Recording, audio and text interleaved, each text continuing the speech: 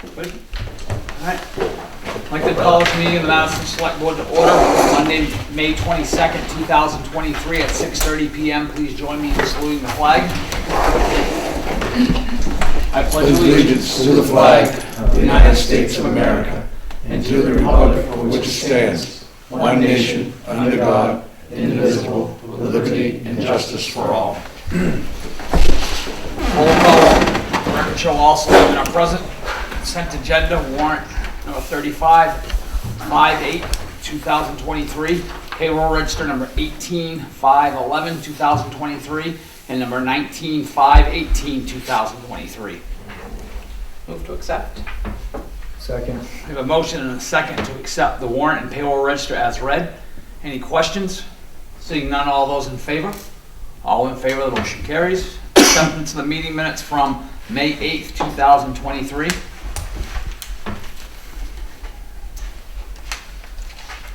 So moved.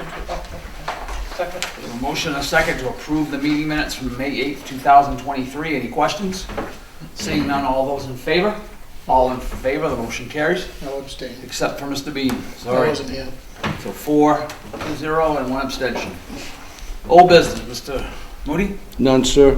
Mr. Gopian, None. Mrs. Dwyer. I'm all set, thanks. All right, you weren't here, so we'll skip over you. All right, items of communication, Mr. Town Manager. Alrighty, about a month ago, I put out bids for paving. Thomas Street, John Street, Maple Street, from Main to Bean, Naomi Avenue and Beach Road. I was acting as road commissioner at the time, and I sent it to 3 different companies. I got 2 bids back on Friday, and you have a bid sheet there in front of you. You can see that both the Fine Line Paving from Madison and Pike Industries from Fairfield submitted quotes. The 2 quotes are literally within a little over $1,000 of each other. I have not seen quotes this close in a long time. But Fine Line Pavings was $194,520, and Pike Industries was $193,481.10. What really we should be looking at, though, is the quote per ton, correct? Well, they all figured out they came within 10 tons of the total amount, but it's really up to you. I would say that I've talked with Mike, the road commissioner, and he is comfortable with either, but as we have known in the past, that the local company Fine Line Paving always does a very good job. So, if you'd like to expedite the process, since there's really not a meeting between now and town meeting, if you would want to make a motion to accept one of these bids pending the approval of the warrant article at town meeting, tonight would be a good night to do that. I'll make that motion for Fine Line Paving for $194,520. I'll second. All right, we have a motion and a second to award paving bids for Thomas Street, John Street, Maple Street, from Main Street to Bean Street, Naomi Avenue, and Beach Road to Fine Line Paving at a quote per ton of $120 and a total bid of $194,520. Any questions? And this is pending town meeting approval. Seeing no other questions, all those in favor? All in favor, the motion carries. Couple other items, of course, Memorial Day is coming up this weekend. The Legion in Madison is doing several events in Anson, Madison, and Starks on Memorial Day. The town office will be closed in observance of Memorial Day on Monday. Is there a parade? Not in Madison, there's not a parade. There are observances at different places. And there's an agenda for that at the town meeting and on the town sign. The Build Maine conference is coming to Skowhegan again, and I may have let folks know, if they're available by email, that the town is a sponsor of that event, and as such there are free tickets for one of the 2 days or both days for select board, planning board, advisory board members.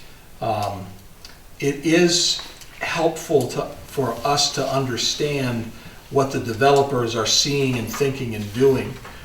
Kara Wilbur, who is part of the 55 Weston Avenue project, she's the chair of the Build Maine project. And so it's nice that it's been in Skowhegan 2 years in a row, because it's typically down in southern Maine. So if you're interested, let me know. I can try to get you signed up for some tickets to attend some of the events. Randy Bliss and I attended last year and found it very informational.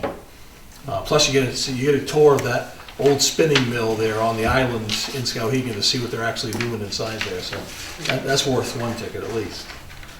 And I want to get the consensus of the board for an assessors meeting. We had talked at the last meeting about June 5th, which is a Monday after Memorial Day.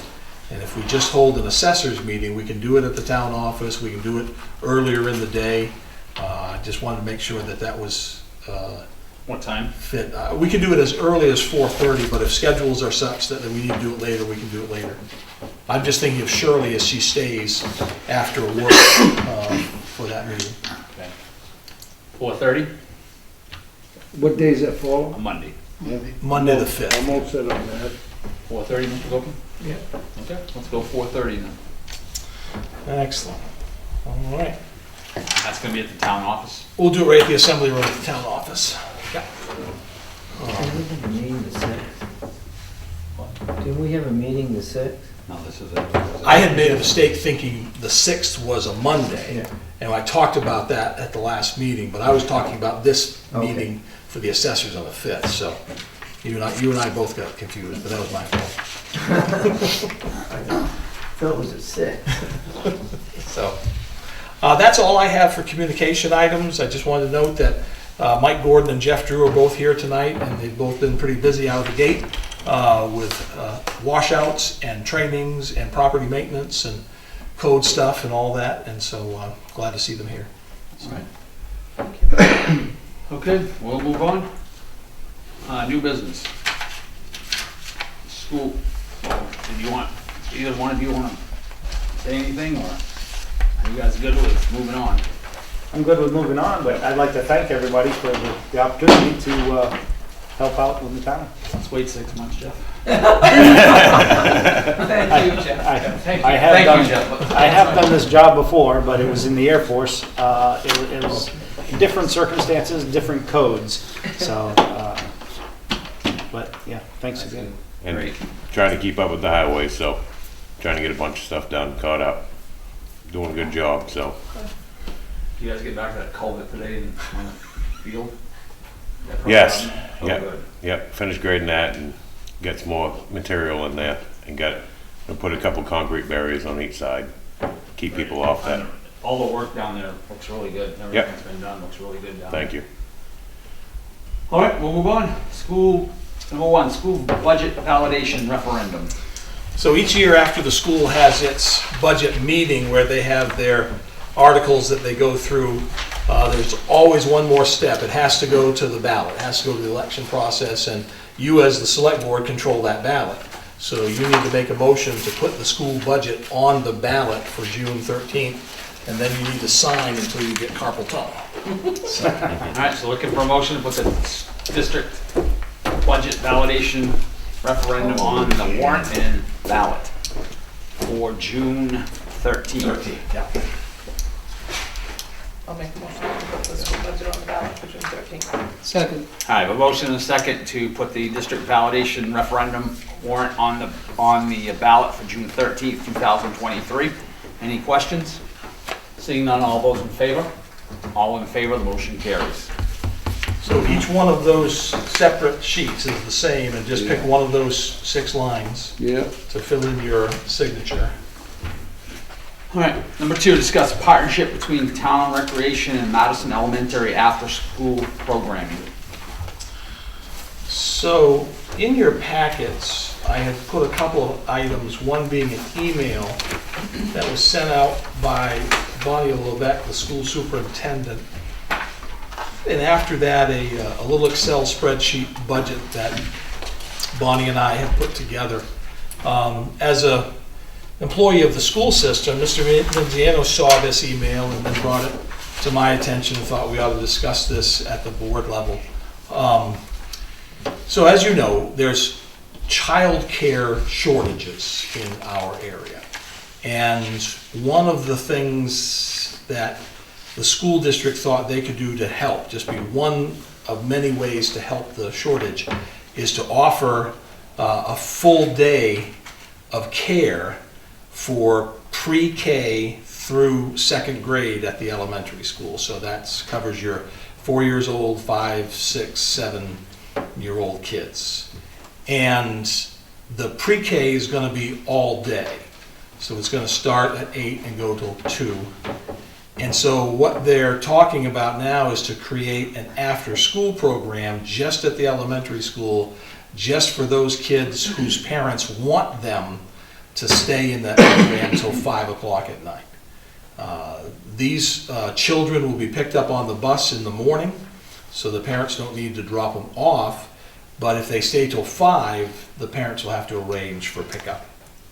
So this is a pilot program that's being floated about. Like I said, Superintendent Levesque, Christy LeBlanc from Somerset Public Health, David Dorr from the Vocational Center over in Skowhegan. We all met about a month ago to discuss this idea. Christy and Somerset Public Health, they can provide some activities for the kids in the afternoon. David Dorr has students that are in vocational getting a head start on early childhood development, education, that sort of thing. So he's got students that can work there.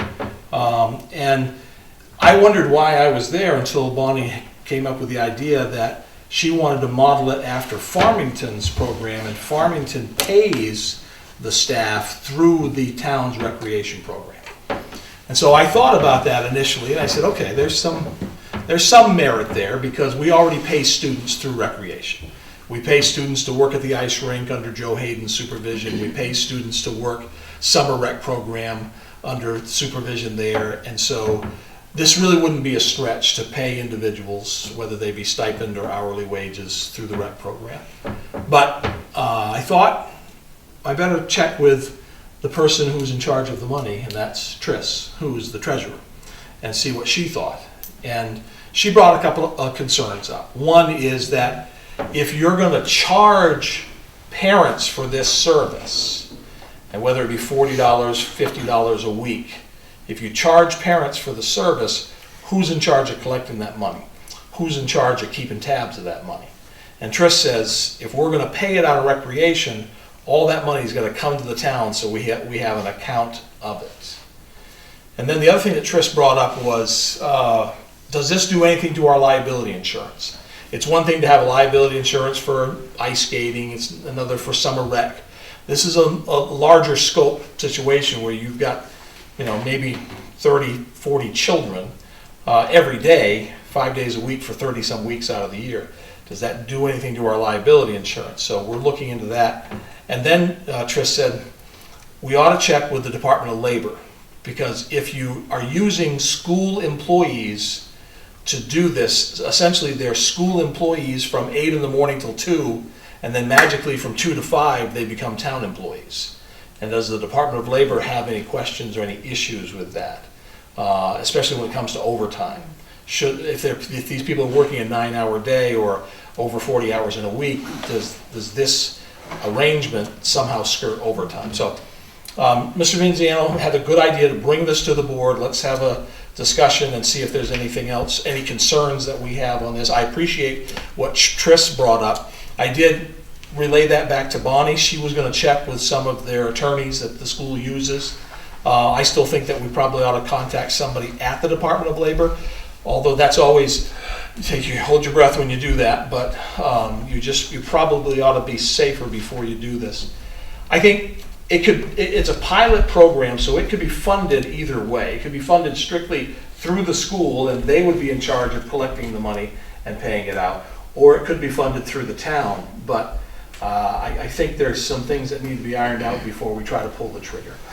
So that's what I know about it. And Bonnie is not in the office this week. She's down taking care of some items with her late husband, and so she'll get back to me when she gets back. So, Mr. Mooney. Tim, what caused the need for a program like this? Well, you have 2 child care facilities in Madison, and both of them have waiting lists. Yeah. So there is a large demand for child care. And so when the school was talking about essentially adding to or doubling the size of pre-K, so The school plans in September to offer 48 spots for pre-K. And previously, they've only had this capacity for 24 spots. So by offering 48 spots for pre-K, they're gonna have a number of 4-year-olds at the school. And they're not doing half-day pre-K. Those children are there from the morning till 2. And so adding this as an after-school was a thought of, are there 30 or 40 students that would benefit from this type of care if their parents worked?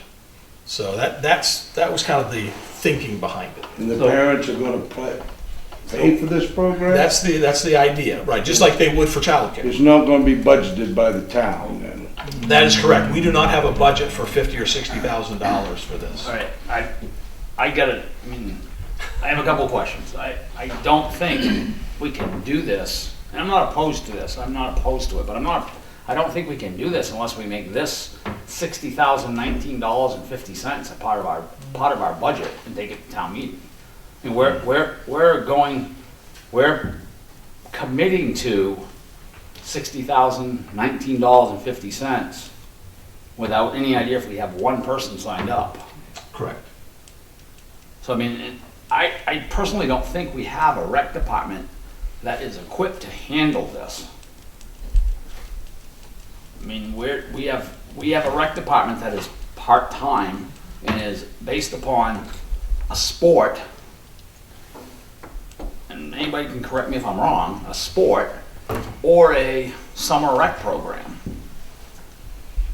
But we don't have a rec department that has a director that is there every day. Right. So I mean, I think we have to be careful of that. And I don't know if we can say we're gonna spend $60,019.50. 64. No, 64 is the income. Okay. Without going to town meeting with that. I mean, am I wrong, Mr. Moody? No, I'm on board with you, Al. I mean, I'm not opposed to this, but I think that we have to do this the right way. And maybe the pilot comes from the school, and I can't imagine they can do this either. But maybe they can. So go ahead. I was just gonna say that I think this is something that the school should be doing, rather than Yeah. the town. I mean, Again, unless we jump in and do it. Again, I'm not opposed to it, but I don't know if our setup, I mean, our collection of money is gonna be, we're gonna have to have a cash register there and every Monday to collect. And then we're gonna get into if somebody doesn't pay. How are we gonna go about that? Right. Mr. Gopin? Yeah, it's, through the letter, this was very confusing to me because I'm a figure man. No. Yeah. And on this 600, what was that 600 for right there? The 600 right here, That's how much it would be per week. how much? How much per week? How much? How much money it is per week? So that 600 is the total hours for a year. Hours. Okay, that's a total hours? For a year, right. If Okay, you get but 15 it's hours gonna a run, week, times it's six. $15 an hour. It's gonna run for 15 hours for 36 weeks. Right. That's now, I gotta turn back, well, I won't turn back, I know what it is. Kids get out of school at 2:30, so they're gonna go there till 5, that's 2.5 hours. Okay, so that's 2.5 hours, so that comes to 450 hours. It's not, you're assuming these workers are gonna work more than just the 2.5 hours. Oh, they're gonna be there longer than 5. The workers will, that's what this budget is based on, is the workers, not the kids. Okay, so then it would be 3 hours, and they're gonna That's what we're start building at on. 2:30 and get down at 5:30. Right. I must have some prep time. Okay, available. yeah. All right, so I'll go back up to my upper chart here. So that makes it 540 hours. Yeah. Okay, so the number one person will get 13,500. The number 2, 2, and 2, those 3 people are gonna get $10,800. If you base it on 540 hours. Right, and We, if I Bonnie and base I it on, rounded it up to 600 just to do even math. right, and then I also base it on getting 40 kids. because we'll say she get 15 kids. Right, you don't need that many staff.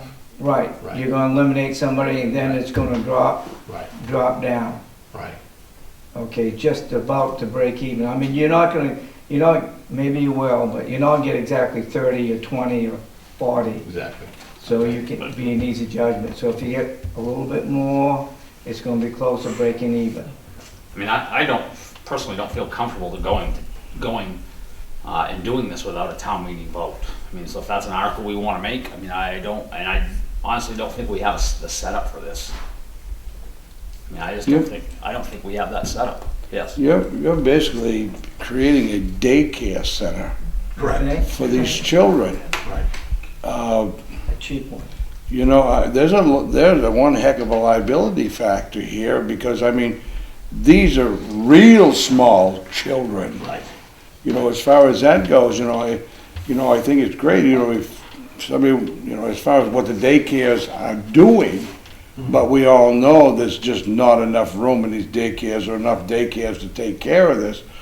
But I'm scared to death of the liability factor of this right here. And the other thing is, the big thing that's been brought up is, how do you financially collect this money and keep track of it? You gotta have a bookkeeper keeping track of it. Right. Once we open that door, I mean, they're gonna shove it right to us. You take it. Yeah. This is something that the school has initiated or is looking to create. And I'm not comfortable with having them hand it off to us, not a bit. Mainly the liability factor, no. Because, I mean, daycare centers, they're governed strongly by the state, and I mean, those people show up every now and then and come to those daycare centers, and they go through them with a fine-tooth comb. I don't think the place that's gonna be at the elementary school is gonna be a daycare problem, because they get all the facilities, everything they need right there. I think what this 15, or this 36 weeks, are these gonna be like at the beginning of the year or at the end of the year? It just runs with the school calendar. Or it's gonna go with the school calendar? Right, the school's off for the summer. Right. Okay. Yeah, I mean, my problem is that, I'm sorry, Mr. Yeah. Cooper. Sorry, I apologize. Couple other questions here. And the other thing, the way I'm looking at this, you have 4 people. You have one in charge and 3 other people. Right. And you don't think you should have backup people and stuff like this? I'm just going with what was presented by the superintendent. Okay. So, I haven't crafted this program. I'm just bringing what she crafted to you. Mhm. So, I mean, I'm not opposed to this, Right. this setup. I'm opposed that if we're gonna do this, then we need to go to a town meeting vote and get that vote in place. And we're gonna have to update if we're gonna do that, we're gonna have to update our recreation department to more of a full-time recreation department. So I think that's the only way we can even come around with something like this. Yeah, yes. Second, Randy, I got you. all right. Go ahead, Randy, sorry. My question is, should we invite the school as part of the conversation? Well, I think that's for Tim to take back. Sure, yeah, definitely. I mean, if they want to come, I certainly would have that, but it's for Tim to take back to his committee here. I think he was going to get them together again at some point. Right, because this is a pilot that would not start till September. Yeah. But I think what you've brought up is the logistics of it right now. Do we want to rush to add an article at town meeting warrant that may not be, And we really can't explain. may not be the catch-all? We may not be able to explain it. Yeah. Or is the board, from what I'm hearing, leaning more to say that the school should operate this program within the confines of the school, and then, over the course of time, have conversations about how the town can partner? But for the town to handle all the money and all the liability at this point may be too much for the board to take on. I think it's way too much. I agree. I think that this should be a program that the school runs. We should not be in the daycare business. Unless we want to, like I said, really jump in and actually do something. The other question that I had is anything going on with the mill and their thought process with this building? Actually, I'm meeting with them tomorrow morning to talk about that. I was So, just yeah. curious, yeah. You know, I'd like to get their input into things, and then we can come back and talk about this at another time. Yeah. So go. Maybe you can answer this one. This new pre-K what they're starting, this is where they can take 3-year-olds Don't and have, okay. cannot issue. I've not been told anything about 3-year-olds. 4 is what they're taking now. Right, but they're just expanding that same program. They're not going Expanding the down number of another. kids. Right. Oh, There's okay. more 4-year-olds. Yeah. The only time the kids are gonna be home is when they're in bed. Parents ain't gonna have to bring them up. That's the idea. Yeah. All right, let's move along here. Any other questions? I don't, since this is all in the concept stage, I don't think there's action required. Yeah. Because the board's not being asked to do anything.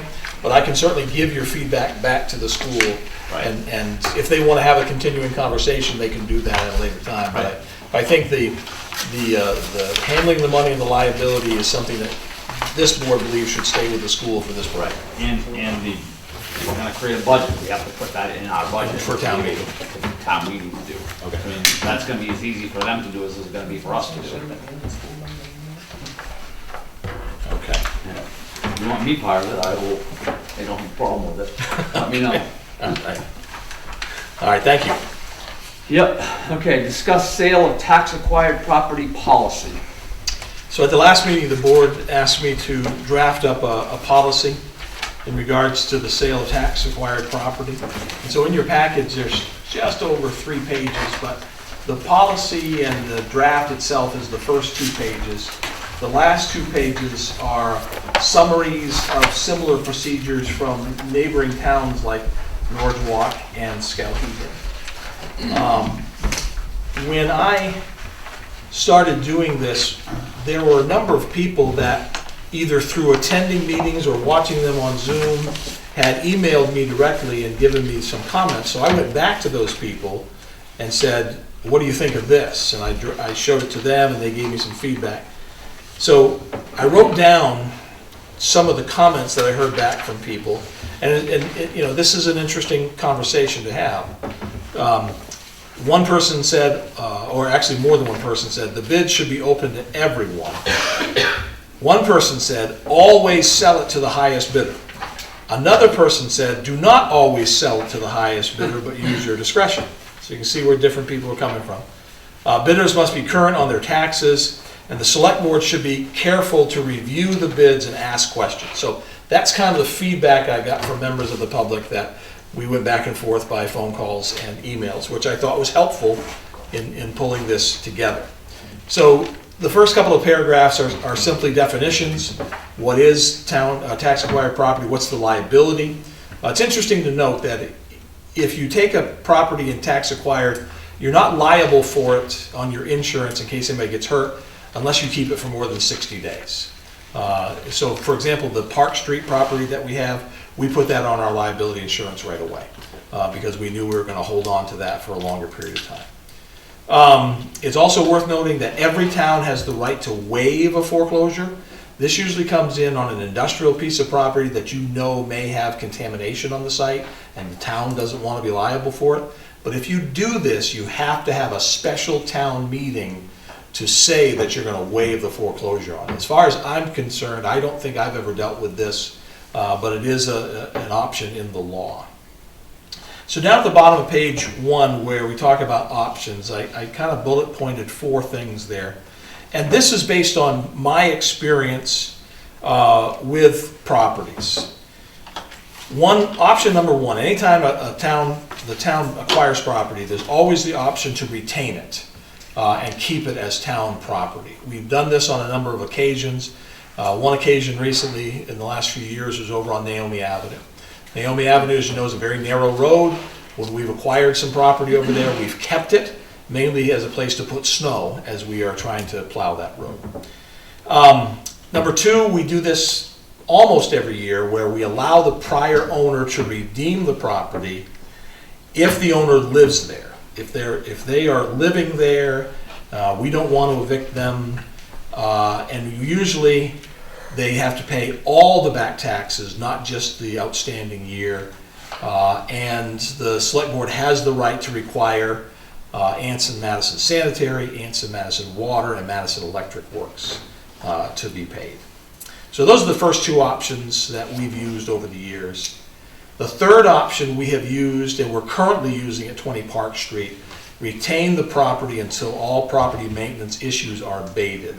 Household garbage, junk, debris, buildings in disrepair, dwellings deemed inhabitable. And this is where I made the note, if we are going to hold it for more than 60 days, we add it to the liability insurance coverage. So those three things we've always done. Option number 4 is where we get to the questions that were brought up as to how we do this. The select board has a number of sub-options when it sells the property. You can offer the property to abutters through a notice of sealed bid. And we've talked about this. This may be in the best interest of the town because abutters usually want to make sure that if there have been issues there, that they're taken care of. They may be the people that will take the best care of it. This is what we did with 232 Bagley Road.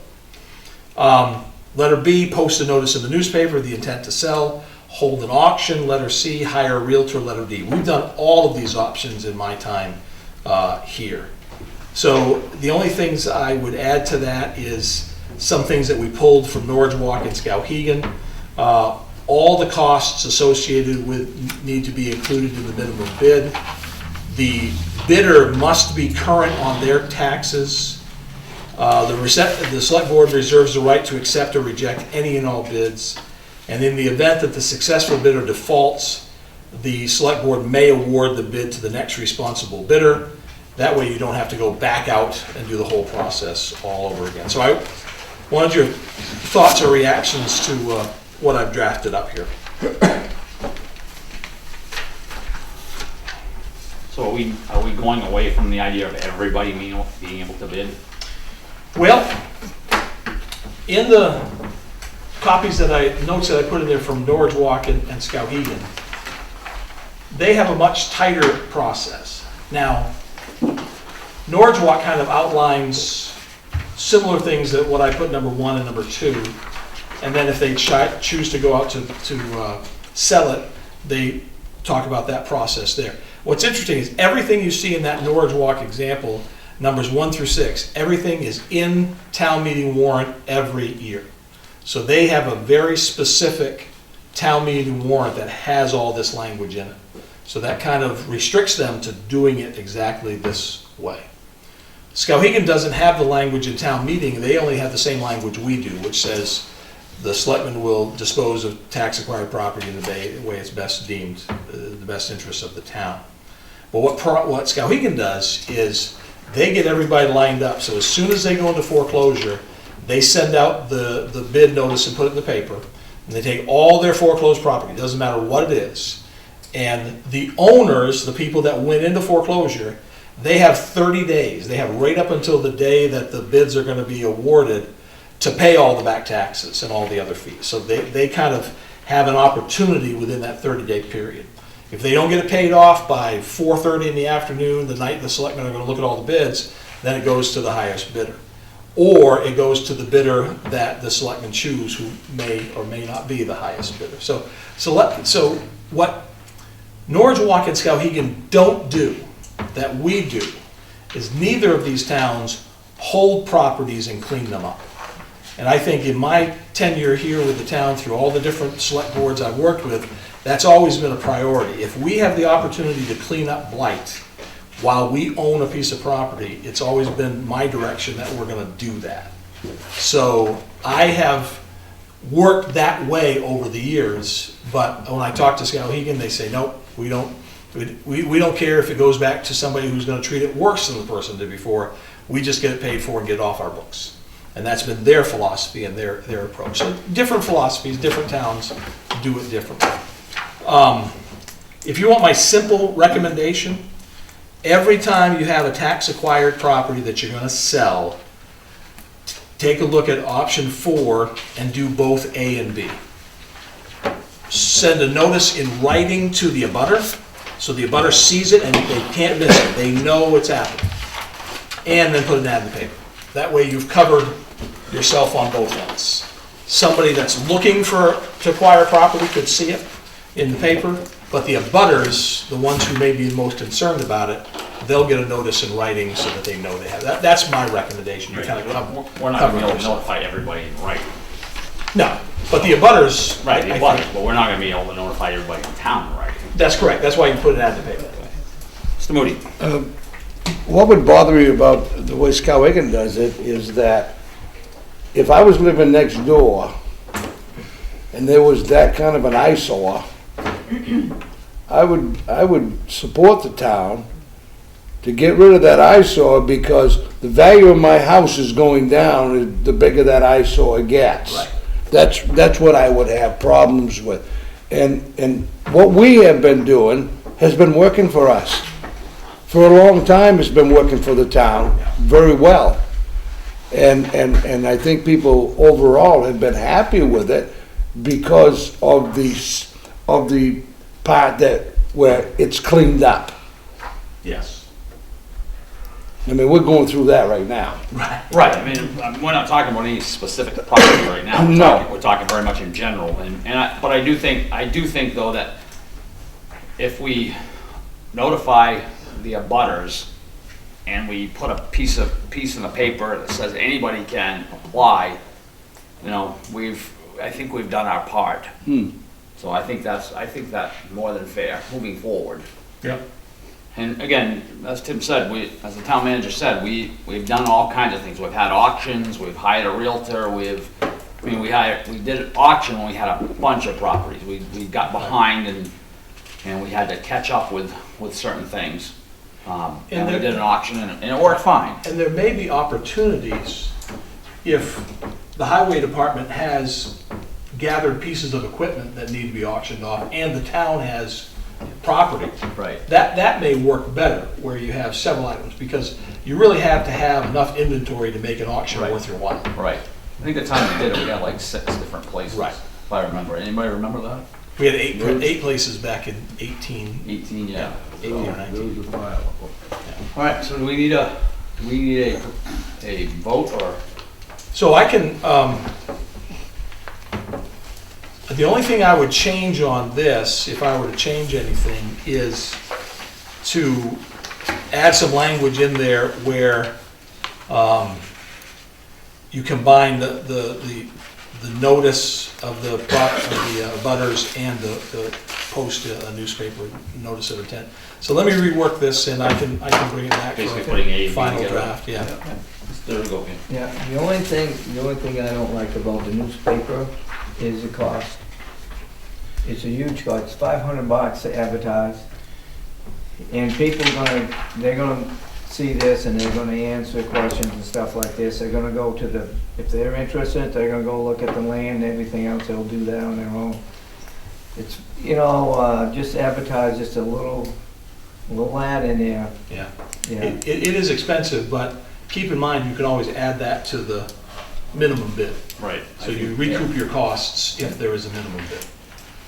Sounds Quick good. question. So go ahead. So that, this means, basically, if we're going to combine those two, that we're going to offer it to the abutters, and so we'll accept bids from anybody. basically. Right, and I guess instead of offering it to the butters, you're at least notifying the butters in Right, writing. Yeah. That way they know for sure that the property, and usually the butters are paying pretty close attention. Yeah. So. All right, any other questions? All right, number 4, discuss next steps at 20 Park Street.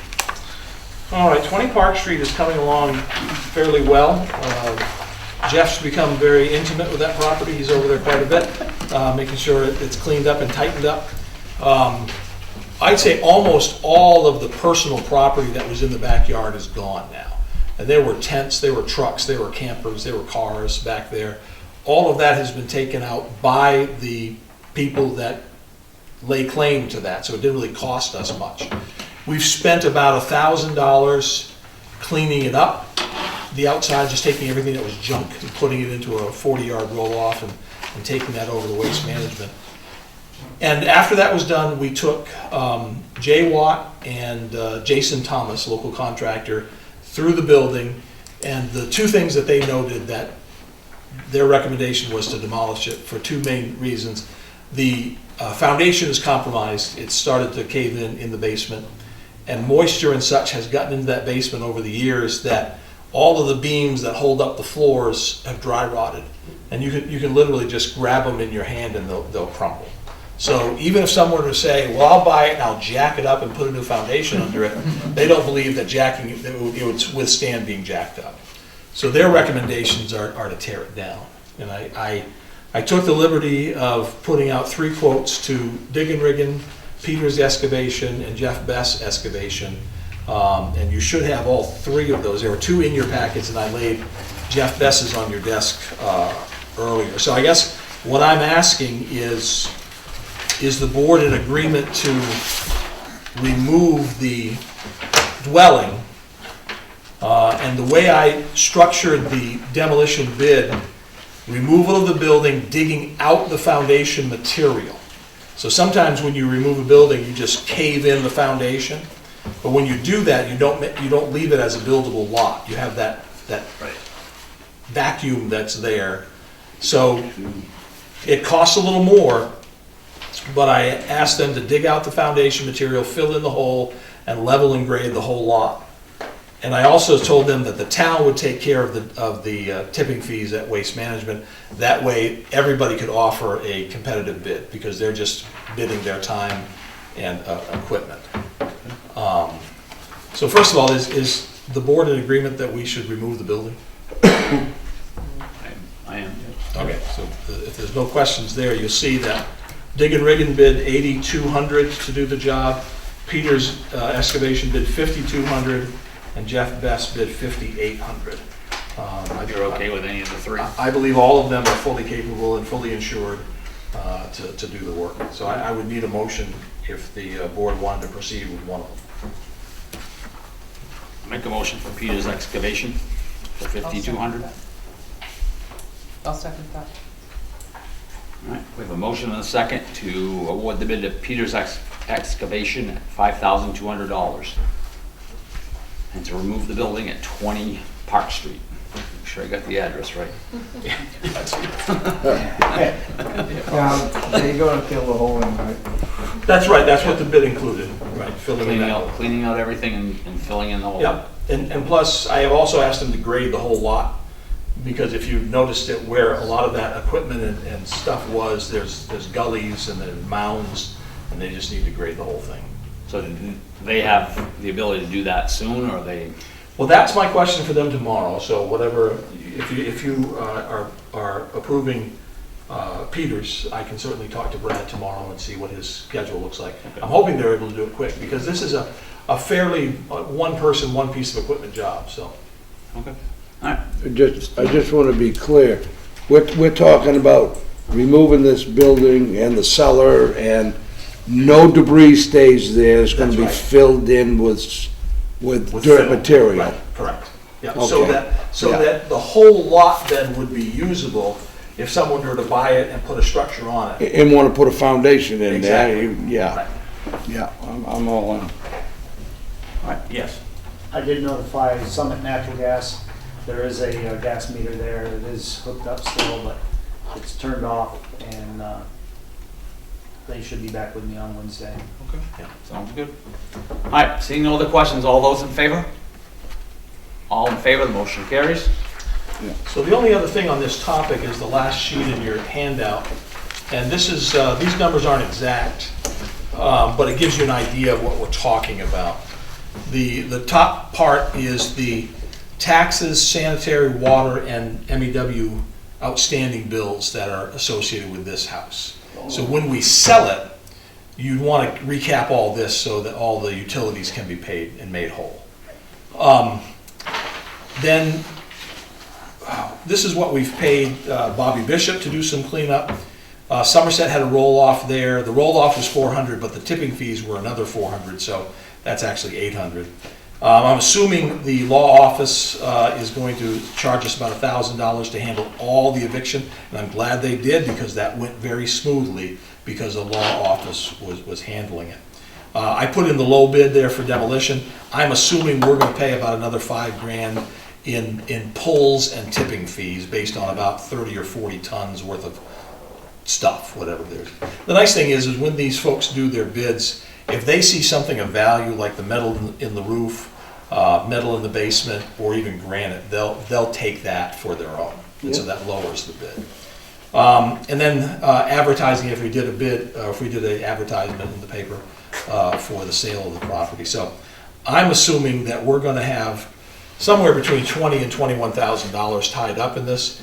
That will make for your minimum bid when you go to sell it, so that you're not accepting anything less than that.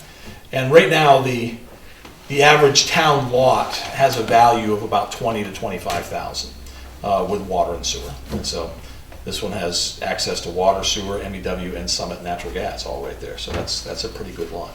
Yeah, 3,600 utilities that have to be paid off before.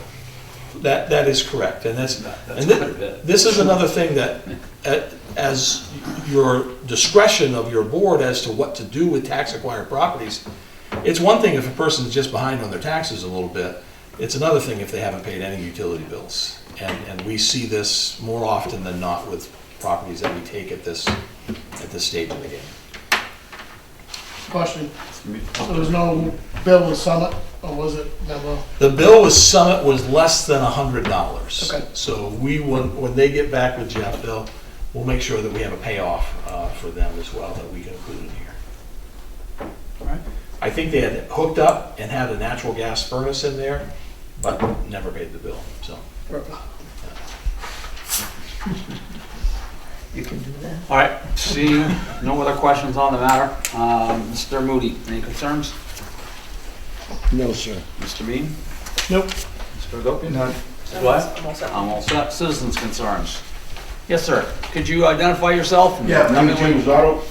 What was that? I didn't get you. James Rosato, live right across the street. Okay? I'm here because I spoken to Tim Curtis about maybe 6 months ago, 5 months ago, about the possibility of taking one of the lots that we might have that have been foreclosed on and possibly getting a doggy park in the town, because a lot of people own dogs, like to have them socialized. You can't take them down to Father Razzle because it's dangerous over there. And every other place is kind of like too open, you know what I'm saying? So it's been posted on the Madison community page, and a lot of people have signed off on it. So I just thought maybe I'd bring it up to the meeting now, see maybe we could do something about it. All right. All right. Get you to talk about that, or can you meet with, the first name was Jim? James. Sorry. It's all right. If you could meet with James and maybe get some ideas, I mean, I don't really know where we'd go with that, but down at Preble Avenue maybe somewhere? Because a lot of people would like to have a doggy park. Yeah. And also it would be a nice way to also condensing people, to keep their dogs going to one place so they don't go every place. Right. Yeah. Because I've been going out there and picking up my fish. Yeah. I mean, there's a big open spot down there. I mean, maybe you could start Right. talking about something like Are you that. familiar with where the ball fields are on Preble Avenue? Yeah. Right down this way. That would probably be the most likely lot to do that. The only thing I'd have to look into is just to see how we could structure it in such a way that you're making sure that people pick up after themselves. That's always the big. I know that's the big concern. I've Concern. been doing it. I walk around the area myself, and I'm constantly picking up other people's messes. You know what I mean? You know, But we could look into that. We definitely, Preble might be the best one for that. Yeah. that'll be great. I mean, I know at Thomas Street, we'd always put, I don't know if we do it anymore, but we always put bags up there, and Yeah. I know a lot of dogs run up on Thomas Street. Yeah. So, yeah, so Tim will look into that and he'll get, yeah, thank you. All right, any other citizens' concerns? Okay, looking for a motion to go into executive session to discuss a personnel matter pursuant to 1 MRS section 406A.